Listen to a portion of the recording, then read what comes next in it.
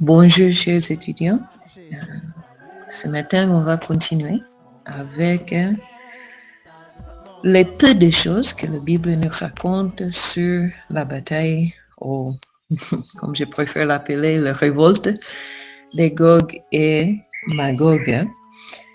La Bible ne dit pas beaucoup, mais il y a, comme je vous ai donné hier, au moins 4 passages qui font référence à cette époque. On a vu hier la référence, le passage d'Apocalypse 20, 7 à 10, où nous l'avons mis chronologiquement après le millénium. Aujourd'hui, j'aimerais attaquer tout de suite le chapitre 17 d'Apocalypse. Si vous n'avez pas encore écouté l'audio d'hier, je vous encourage de le faire avant d'écouter aujourd'hui. Ça va m'aider de ne pas être obligé de rentrer et répéter certaines choses. Ok, Apocalypse 17, versets 7 à 11. Comme on a vu dans le cours d'herméneutique, c'est très important de considérer le contexte. Et nous avons ici dans le chapitre 17 cette allégorie, la Bible l'appelle allégorie, de Babylone. Mais quand nous voyons, c'est évidemment pas seulement Babylone ancienne, bien qu'ils avaient leur part aussi, mais ça représente tout le système du monde, tous les opposants, si vous voulez, du peuple de Dieu dans tous les âges, en culminant à l'époque d'Armageddon, de la tribulation et Armageddon. Mais regarde le verset 7, et l'ange me dit, parce que Dieu lui-même va envoyer quelqu'un pour interpréter l'allégorie. Je répète, ça c'est très important. On n'interprète pas les allégories de notre manière. Nous laissons la Bible interpréter la Bible. Ok, verset 7. Et l'ange me dit, pourquoi t'étonnes-tu? Je te dirai le mystère de la femme et de la bête qui la porte, qui a les 7 têtes et les 10 cornes. Ça n'est pas la première fois que nous voyons cette image. La première fois que nous voyons cette image, c'est dans le livre de Daniel. Et les têtes et les cornes parlent de, bien sûr, les autorités et les pays de ce monde. Et dans le livre de Daniel, nous voyons une petite corne qui va renverser les autres cornes, va grandir et prendre le contrôle de tout. Et ça, c'est l'Antichrist. À l'époque que nous parlons, Gog et Magog, celui-là est déjà passé. La bête que tu as vue était. Alors, ça parle de l'Antichrist. Je vous réfère à Apocalypse 13. La bête que tu as vue était et elle n'est plus, parce que nous sommes maintenant à l'époque milléniale. Elle doit monter de l'abîme. Oh, maintenant, il parle de la bête, le dragon, qui possédait l'Antichrist. Et après qu'il n'est plus, parce qu'il est enchaîné dans l'abîme, elle doit monter de l'abîme et aller à la perdition. On a vu déjà hier la fin de cette révolte. Et les habitants de la terre, ceux dont le nom n'a pas été écrit dès la fondation du monde dans le livre de vie, s'étonneront. Rappelez-vous notre population qui sont les descendants des survivants d'Armageddon. S'étonneront en voyant la bête parce qu'ils ont vécu 1000 ans sans l'oppression satanique. Parce qu'elle était et qu'elle n'est plus pendant le millénium et qu'elle reparaîtra. C'est ici l'intelligence qui a de la sagesse. Les 7 têtes sont 7 montagnes sur lesquelles la femme est assise. Ça, c'est encore soit dans le livre de Daniel, soit dans le livre d'Apocalypse. Nous voyons cette image d'autorité totale. On a parlé plusieurs fois que 7, c'est presque le seul chiffre de la Bible que nous pouvons dire avec un peu d'assurance comme elle est utilisée dans les allégories.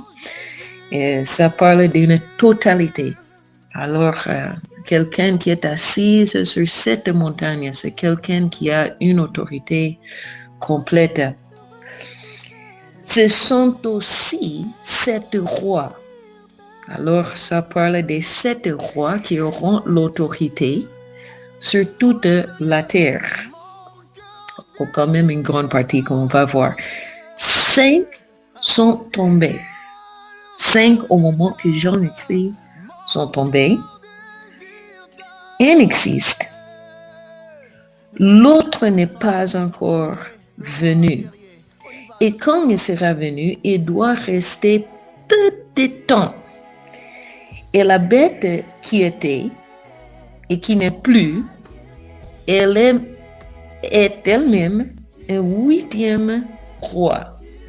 Mais ce n'est pas vraiment un nouveau roi, parce qu'elle est du nombre des 7. Et elle va à la perdition, c'est-à-dire un de ces 7 rois qui va revenir, qui va réapparaître. Et de là, de cette dernière petite révolte, elle va aller dans la perdition. Alors, considérons un peu les 7 rois. 5 sont tombés. Un existe, l'autre n'est pas encore venu. Les 5 qui sont tombés parlent des 5 grands royaumes de ce monde. Il y a 2 interprétations possibles. Encore, nous l'interprétons à la lumière de Daniel, parce que l'imagerie ici, c'est vraiment le livre de Daniel, et l'apôtre Jean aussi allait avoir une très bonne connaissance de ces prophéties. Dans le livre de Daniel, nous voyons 4 et parfois 5 différents royaumes qui vont arriver avant que le Messie ne vienne pour établir son royaume pendant le millénium. Alors, les 5 rois, il y a 2 possibles interprétations.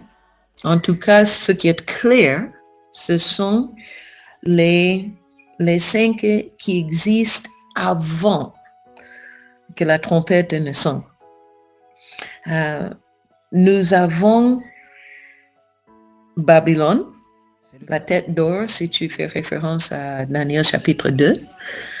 Babylone, le 2e Médo-Perse, 3e le grec, empire grec, 4e romain. Et ça dépend de la vision si l'époque romaine est présentée comme une époque ou divisée en 2. Par exemple, dans la statue dans le rêve de statue, nous voyons cette époque divisée en 2. Nous voyons l'époque de l'Empire romain comme tel, mais après nous voyons que cet empire est divisé en beaucoup des orteils, les 10 orteils, quoi. Et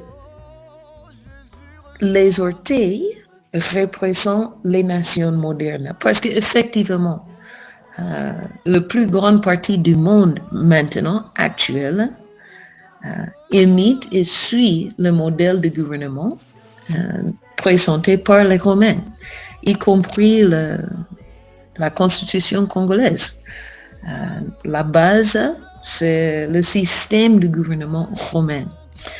Alors, si on considère cette époque romaine, c'est-à-dire dès l'époque d'Auguste César jusqu'à nos jours, comme une époque, alors nous avons 4 rois, si vous voulez, ou 4 époques. Et dans ce cas, le 5e sera Assyrie, qui a précédé l'époque de Daniel. Mais ça peut aussi parler de l'époque de Daniel, c'est-à-dire des Babylone, Médo-Perse, Grec, la Grèce, Rome et l'époque moderne avec les orteils, la petite division, les différentes têtes avec leurs différents rois. Mais en tout cas, les 5 sont ce qui précède la trompette, l'enlèvement. Il y a un autre qui existe et l'autre n'est pas encore venu. Alors, on a le 6e, c'est probablement une référence à l'Antichrist, à l'époque de la tribulation. Celui qui est monté sur le dragon, qui est mentionné au début de ce passage, de ce chapitre. L'autre n'est pas encore venu, numéro 7. Et quand il sera venu, il doit rester peu de temps. Et ça doit parler de la rébellion à l'époque de Gog et Magog. Parce que ce chapitre est écrit de perspective de la tribulation, comme si on est au milieu de la tribulation. Mais le 8e qui va venir, ou le 7e, c'est aussi le 8e.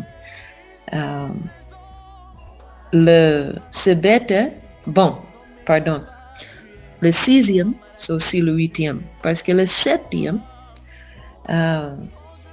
peut aussi parler de Jésus à l'époque milléniale. Et le 8e qui va revenir, ce n'est pas le même Antichrist, mais il est parmi ces nombres. Le 8e est celui, le diable, qui a inspiré même ses autres rois, en particulier le 6e. Elle est du nombre de 7. Elle vient de ce nombre-là. C'est le diable. Il va régner seulement, ou il va apparaître, pas régner, très important, seulement un peu de temps et il sera détruit. L'autre option, et je le présente aussi, avec ces rois, si on considère l'Antichrist le 7e, c'est-à-dire on va mettre 6 avant, alors c'est comme si le règne millénial s'est mis à l'écart, comme à l'époque de Christ, on ne compte pas ça.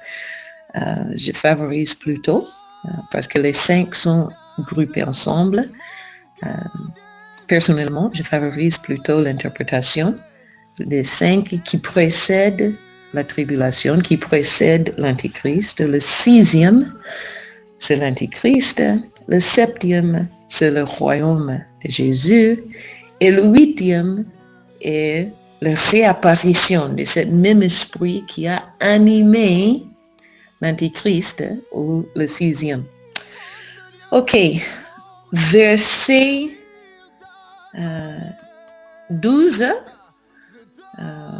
les 10 cornes que tu as vues sont 10 rois qui n'ont pas encore reçu de royaume, mais qui recevront autorité comme rois pendant 1 heure avec la bête. Ils ont un même dessein et ils donnent leur puissance et leur autorité à la bête. Et ça nous renvoie toujours à l'époque de la tribulation. Alors on rentre à l'histoire de la tribulation qui était présentée au début. Versets 7 à 11, c'était comme une interjection là, au milieu de l'histoire, de nous parler que cette bête va revenir à la fin, mais c'est seulement pour un peu de temps. OK. Allons-y aussi au livre d'Ésaïe. J'ai dit hier quelque chose que peut-être c'était un peu étonnant pour quelques-uns, que tous les événements, ou presque tous les événements, qui sont mentionnés dans le livre d'Apocalypse sont aussi prédits par les prophètes de l'Ancien Testament. Ce que le livre d'Apocalypse nous donne un peu, c'est la chronologie. Mais les événements en soi sont mentionnés de manière un peu éparpillée, c'est vrai, mais sont mentionnés dans l'Ancien Testament. Voilà pourquoi j'ai dit au pasteur qui veut commencer à enseigner le livre d'Apocalypse, je demande, est-ce que vous avez d'abord enseigné de manière systématique l'Ancien Testament à votre Église, en particulier les prophètes? Et les prophètes doivent être interprétés aussi à la lumière des livres historiques. Alors, le livre d'Apocalypse n'est pas un bon lieu pour commencer l'étude. C'est comme vraiment un résumé des prophéties et bien sûr une mise en ordre, une mise en ordre des prophéties de la fin qui viennent dans l'Ancien Testament. Ésaïe 24, il y a une prophétie très intéressante. Je vais commencer la lecture avec verset 20 parce que ça parle évidemment d'un jugement mondial, pas seulement le jugement sur Juda ou Samarie. Verset 20. La terre chancelle comme un homme ivre, elle vacille comme une cabane. Son péché pèse sur elle. Elle tombe, elle ne se relève plus. Alors regardez verset 21. En ce temps-là, l'Éternel châtiera dans le ciel l'armée d'en haut. Évidemment, ça parle des êtres célestes. Et sur la terre, les rois de la terre. Alors, ça semble parler de la tribulation, verset 20 et 21 d'Armageddon.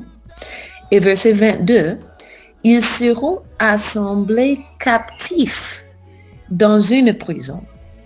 Ils seront enfermés dans des cachots. Et après un grand nombre de jours, je vous propose 1000 ans, ils seront châtiés.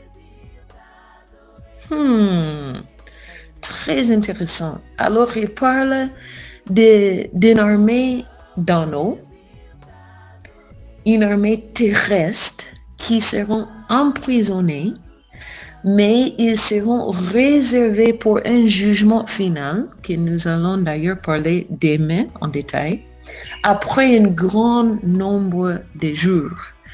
Apocalypse nous ajoute le détail que, surtout cette armée d'en haut, l'armée démoniaque, si vous voulez, sera relâchée un peu de temps après ce grand nombre de jours et ils seront permis même de recruter d'autres humains qui vont rebeller contre Jésus. Et après un grand nombre de jours, le 1000 ans, va arriver le moment du châtiment final. Comme on a vu dans le livre d'Apocalypse, quand le diable lui-même sera jeté dans le temps de feu. Gloire à Dieu. Et son histoire sera finie. Maintenant, comme je dis, ça c'est seulement une indication, pas beaucoup de détails là. Seulement l'idée de ceux qui font les dégâts, soit les forces spirituelles, soit les forces naturelles, seront mises à l'écart pendant un grand moment, un long moment, et après, ils seront en sortie pour être jugés. Même la rébellion est sous l'autorité et dans le programme de Dieu pour éprouver le cœur. Alors, on va terminer ce matin avec une longue lecture d'Ézéchiel. Ézéchiel 38, comme j'ai expliqué hier, Ézéchiel 38 et 39 parlent des ennemis traditionnels du peuple de Dieu, Gog et Magog. Mais Apocalypse a expliqué clairement que Gog et Magog sont des noms symboliques pour le peuple qui vont venir du 4 coins de la terre, c'est-à-dire de toutes les ethnies qui vont s'opposer à Christ à la fin. Et il y aura 2 moments de rébellion. Un, c'est la bataille d'Armageddon. Encore, Apocalypse nous aide avec cette chronologie. Mais deuxièmement, après le millénium, cette dernière rébellion. Et Ézéchiel 38, 1 à 16 nous parle en effet de cette deuxième rébellion. Vous allez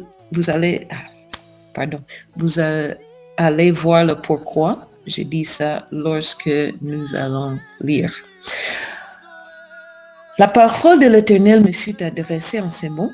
Fils de l'homme, tourne ta face vers Gog, au pays de Magog, vers le prince des roches de Meshech et de Tubal, et prophétise contre lui.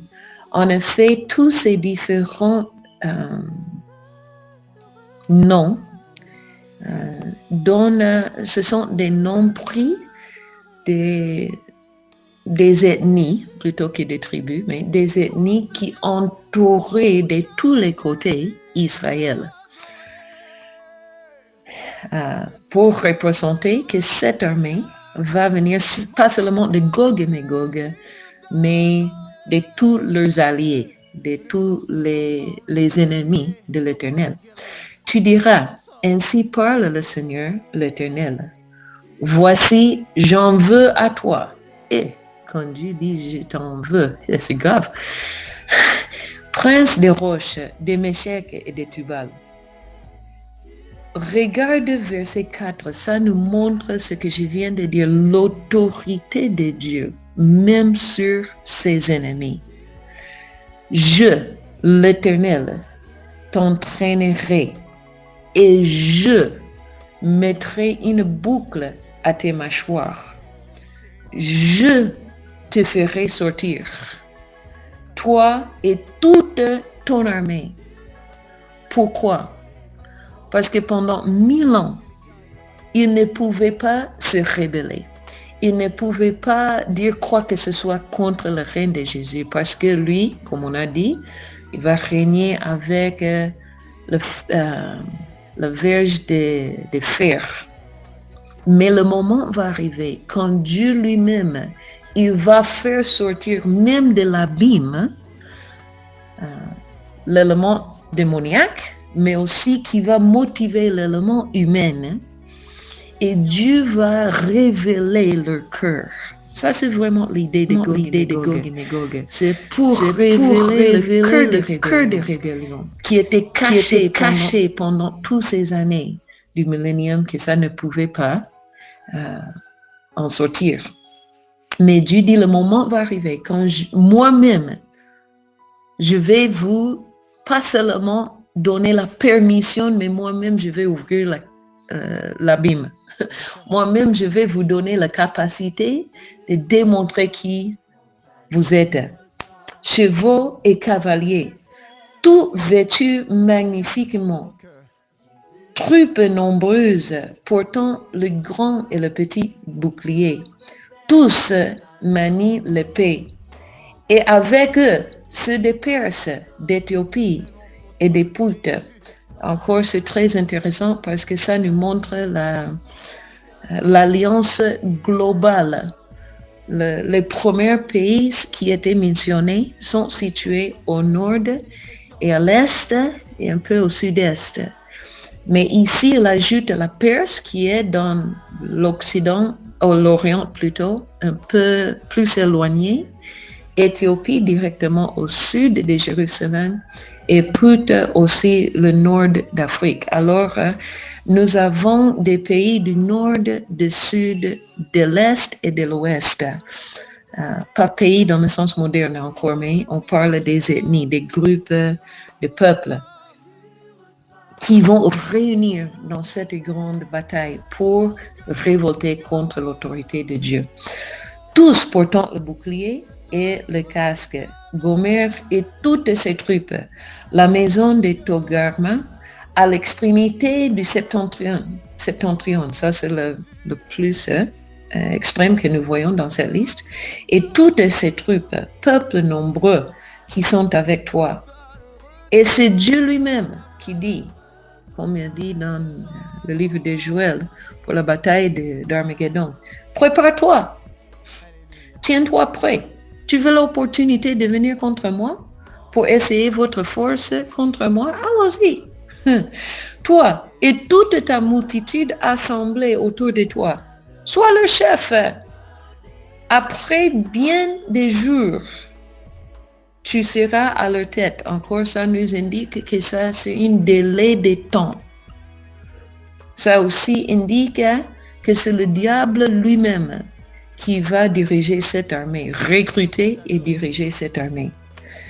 Dans la suite des années, tu marcheras contre le pays dont les habitants, et regardez ce détail, échappés à l'épée, auront été rassemblés d'entre plusieurs peuples sur les montagnes d'Israël longtemps désertes.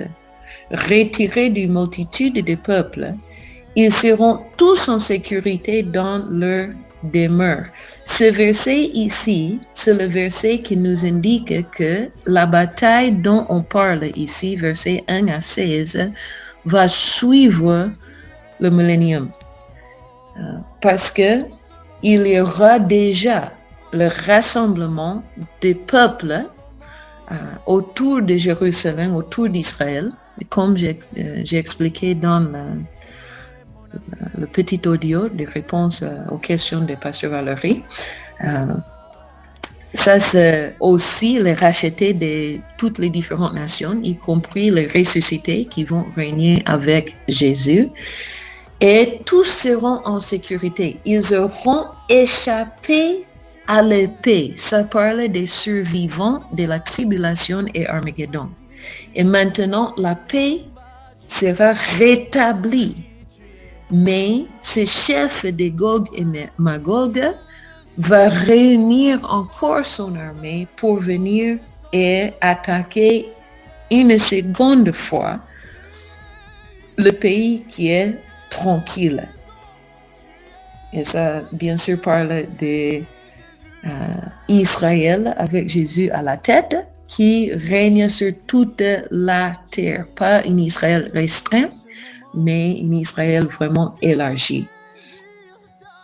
Alors, étudiez bien verset 8, vous allez voir cette chronologie, que la bataille dont nous parlons doit suivre les réchappés d'Armageddon, la paix pendant beaucoup des années, pendant le millénium, et maintenant une autre attaque. Verset 9, tu monteras, tu t'avanceras comme une tempête, tu seras comme une nuée qui va couvrir le pays. Toi et toutes tes troupes et les nombreux peuples avec toi. Mais attention au verset 10. Ainsi parle le Seigneur l'Éternel. En ce jour-là, des pensées se lèveront dans ton cœur et tu formeras des mauvais desseins. Tu diras, je monterai contre un pays ouvert parce que tout est pacifique. Jésus règne. Le livre d'Ézéchiel nous dit que dans la nouvelle cité de Jérusalem, il n'y aura pas de murailles. Et même les mesures de cette Jérusalem seront plus grandes que le pays d'Israël actuel. Alors tout est calme, il n'y a pas un système de défense. Il ne faut pas, Jésus est là. Et le diable va dire, je fonderai sur des hommes tranquilles, en sécurité dans leur demeure, tous dans des habitations sans murailles, et n'ayant ni verrue ni porte. On ne sera pas obligé d'amener les clés dans notre sac parce que nous pouvons laisser nos maisons ouvertes comme au village.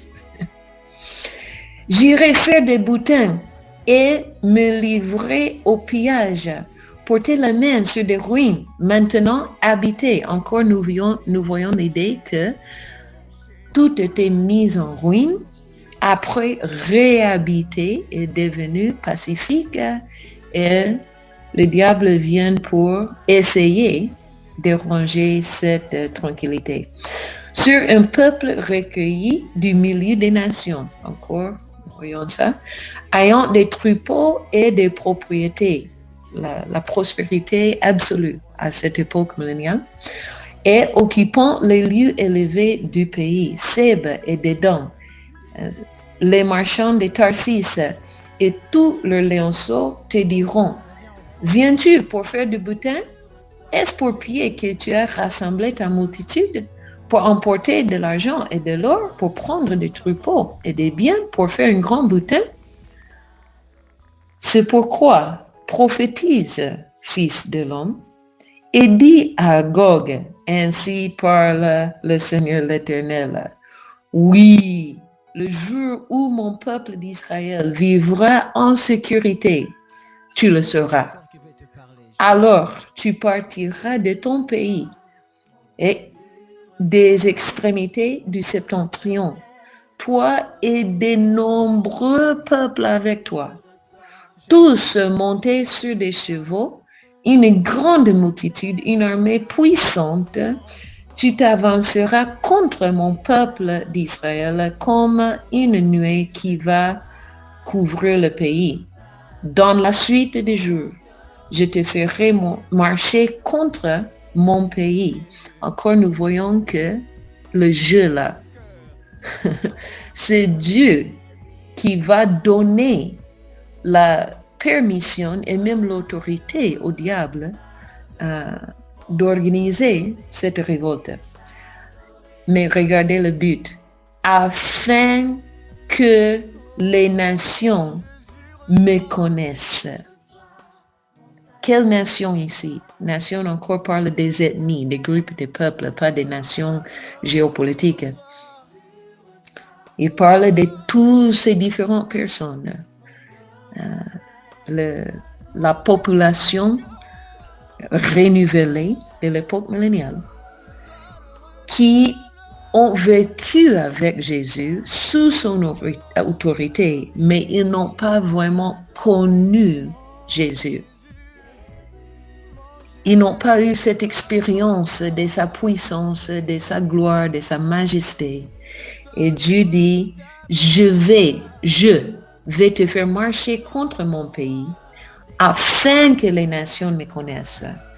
Quand je serai sanctifié par toi sous leurs yeux, ô Gog. C'est-à-dire même le diable va plier les genoux. Même les armées du diable vont plier les genoux devant Jésus. Et le même qui a cherché à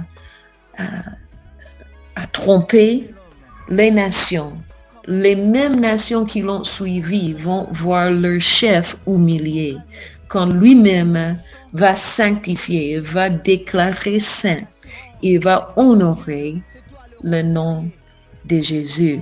Ça, c'est la signification finale de tout genou fléchira, l'accomplissement plutôt de la prophétie d'Ésaïe, que tout genou fléchira et toute langue confessera qu'il est le Seigneur. Alors, Gog et Magog va finir avec l'humiliation de cette grande armée que le diable va soulever. Il ne va pas même avoir le temps de faire les dégâts. nous rentrons au livre d'Apocalypse. Je vais clôturer avec ça pour toucher le passage qu'on a lu hier. Apocalypse 20, c'est 7 à 10. Et verset 9, c'est où je veux clôturer. Et ils montèrent sur la surface de la terre et ils investirent le camp des saints et la ville bien-aimée. Si ils vont l'investir, ça ne veut pas envahir, c'est-à-dire ils vont l'entourer. Ils vont commencer le siège. Mais un feu descendit du ciel et les dévora.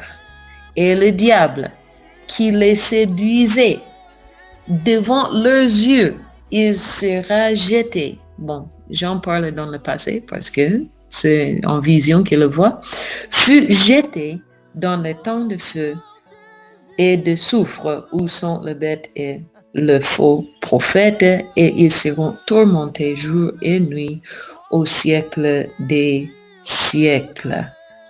Et l'autorité absolue et finale de Jésus sera établie pour l'éternité. On va continuer avec ça demain en parlant des jugements finaux. Ça sera le jugement des pécheurs, effectivement, parce que les justes sont déjà jugés. Bon, que Dieu vous bénisse et à demain.